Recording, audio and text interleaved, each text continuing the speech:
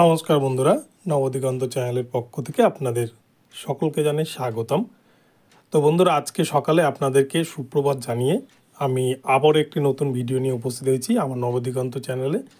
তো আজকে আমি আপনাদের জন্য যে ভিডিও নিয়ে উপস্থিত হয়েছি, আজকের ভিডিওটি হচ্ছে ভীষণ গুরুত্বপূর্ণ আপনাদের জন্য। 2022 প্রাইমারির যে রিক্রুটমেন্ট প্রসেস চালু করেছিল প্রাথমিক শিক্ষা পর্ষদ, সেই 2022 প্রাইমারি রিক্রুটমেন্ট প্রসেসের রেজাল্ট এই জানুয়ারি মাসেই খুব সম্ভবত পাবলিশড হতে চলেছে।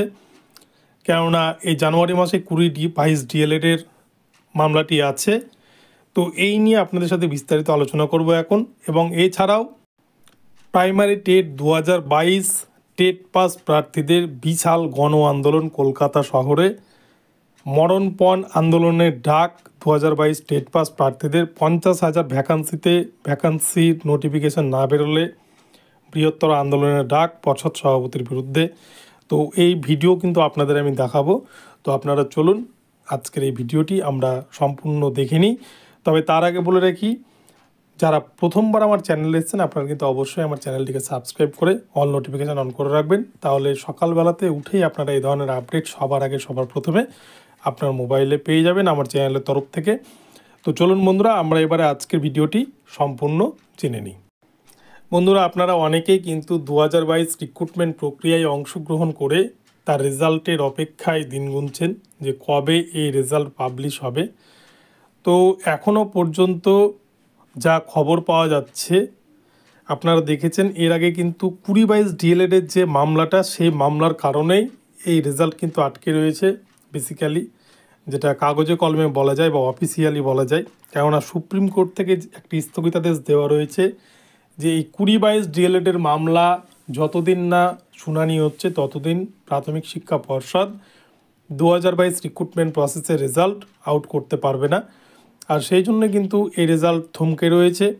আপনারা দেখেছেন এর আগে কিন্তু হিমা কোহলি ম্যাম, ওনার মা মারা গিয়েছিল, তাই বেশ কিছুদিন আদালতে উপস্থিত হতে পারেননি। আর সেই জন্য কিন্তু এই মামলাটি অনেকটাই পিছিয়ে গিয়েছে।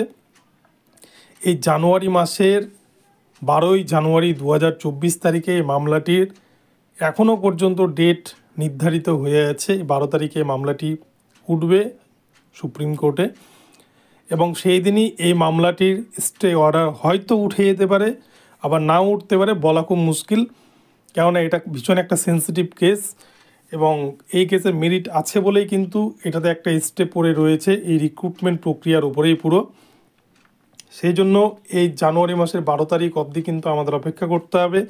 তবে 12ই জানুয়ারি যদি স্টে উঠে যায় তাহলে কিন্তু খুব তাড়াতাড়ি, হয়তো 7 দিনের মধ্যেই প্রাথমিক শিক্ষা পর্ষদ এই 2022 রিক্রুটমেন্টের যে রেজাল্ট, সেই রেজাল্ট কিন্তু পাবলিশড করে দেবে।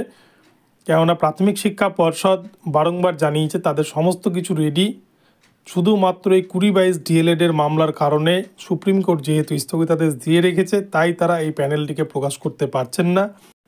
এবং এই প্যানেল প্রকাশ করতে না পারার ফলে কিন্তু নতুন যে রিক্রুটমেন্ট নোটিফিকেশান, অর্থাৎ 2023-এর যে রিক্রুটমেন্ট নোটিফিকেশান আসার কথা, সেটা কিন্তু এখনও পাবলিশড করতে পারছে না প্রাথমিক শিক্ষা পর্ষদ। এই 2022 রিক্রুটমেন্টের রেজাল্ট প্রকাশ করে দেওয়ার পরেই কিন্তু 2023-এর যে রিক্রুটমেন্ট নোটিফিকেশান, সেই নোটিফিকেশান কিন্তু আসতে চলেছে প্রাথমিক শিক্ষা পর্ষদের তরফ থেকে, এমনটাই কিন্তু খবর পাওয়া গিয়েছে।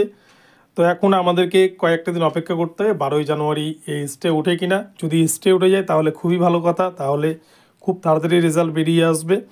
আর যদি স্টে না ওঠে তাহলে হয়তো আরও কিছুদিন সময় লাগবে, বা যদি 2022 ডিএলএডদের পক্ষে রায় যায় তাহলে কিন্তু ওদেরকে হয়তো ইন্টারভিউ নিয়ে আরও কিছুদিন পর, হয়তো 1 মাস মতো সময় বেশি লাগবে। সেক্ষেত্রে রেজাল্ট কিন্তু খুব তাড়াতাড়ি পাবলিশড করে দেবে প্রাথমিক শিক্ষা পর্ষদ, এমনটাই খবর। এবং এছাড়াও চলে আসছি আরেকটি অন্য বিষয়ে, যে আপনাদেরকে বলেছি 2022 টেট পাস যেসব ক্যান্ডিডেট, সেখানে কিন্তু খুব বেশি নয়, 46,000 মতো ডিএলএড ক্যান্ডিডেট পাস করে রয়েছে।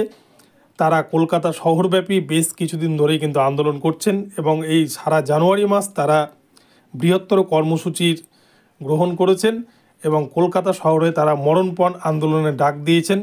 আপনাদেরকে আমি সেই ভিডিও দেখাবো এখন। তো চলুন আমরা সেই ভিডিও একবার দেখে নিই। দুটো লাইন সাইডে সাইডে আর সামনে পিছনে জায়গা নিয়ে সবাই একটু লাইনে দাঁড়াবে। একটু পর মিছিলটা শুরু হবে, কিছুজন এখনো আসছে, তো তাদের জন্য আমরা কিছুটা ওয়েট করছি।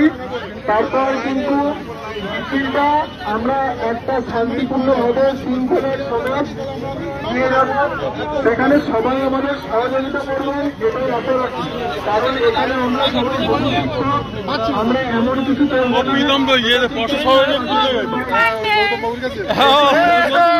দিদি চিনতে পারে না আমাকে মাঝে মাঝে।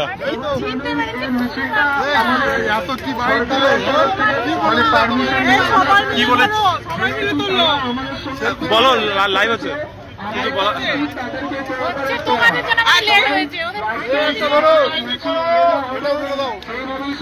আজকে আমরা 2022 স্টেট পাস প্রার্থীরা সকলে সমবেত হয়েছি মহাবিক্ষোভ দেখাতে রাজপথে। এই টোটাল জানুয়ারি মাস জুড়ে আমাদের টোটাল কর্মসূচি চলবে। এই মাসটা আমরা একদিনও কেউ বাড়িতে বসে থাকবো না। আমাদের জানুয়ারি মাসে 50,000 ভ্যাকেন্সি সহ আমাদেরকে নিয়োগ দিতে হবে। আমাদের পর্যাপ্ত ভ্যাকেন্সি সহ আমাদের প্রত্যেক 22 স্টেট পাসকে ইন্টারভিউ সুযোগ দিতে হবে।